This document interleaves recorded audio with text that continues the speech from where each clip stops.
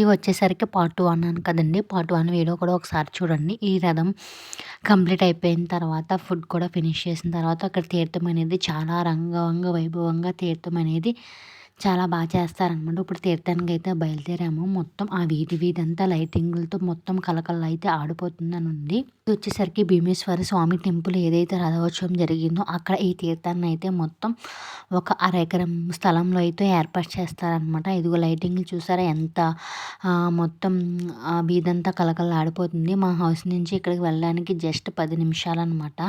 ఇప్పుడైతే మనం ఫుడ్ కూడా తినేసి తీర్థానికైతే స్టార్ట్ అయ్యాము. తీర్థంకెళ్ళిన తర్వాత అక్కడ గుడి దగ్గరికి వెళ్ళి కాసేపు అయితే దేవుడిని దర్శనం చేసుకొని కూర్చునైతే కూర్చున్నామనమాట.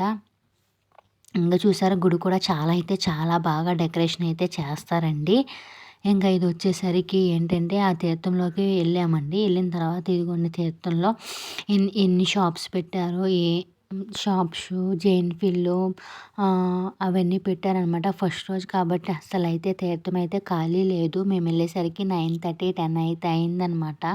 నేనైతే జైంట్ వీల్ అయితే వెక్కాను. నాకు జైంట్ వీల్ అయితే చాలా ఇష్టం అనమాట. అది తిరుగుతుండగా ఒక చిన్న క్లిప్ అయితే తీశానండి. దాని మీద నుంచి కింద నుంచి చూస్తుంటే ఎంత చూడముచ్చటగా ఉందో చూసారా? మొత్తం లైటింగులతో ఎంత బాగా అలంకరించారో.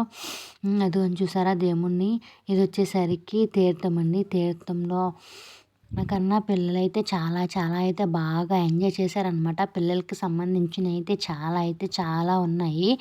ఇంకా మా అమ్మాయి అయితే వచ్చేసరికి ఆ తీర్థం ఎన్ని రోజులైతే జరుగుద్దో అన్ని రోజులు డైలీ వెళ్దాం. డైలీ ఏదో ఒకటి వెక్కడం అయితే జరిగేదనమాట.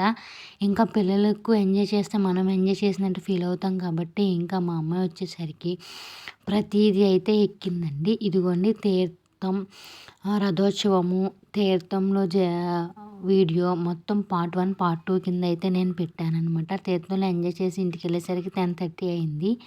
వీడియో నచ్చిందని నేను అనుకుంటున్నాను. వీడియో నచ్చితే లైక్ చేయండి, షేర్ చేయండి, సబ్స్క్రైబ్ అయితే చేయండి.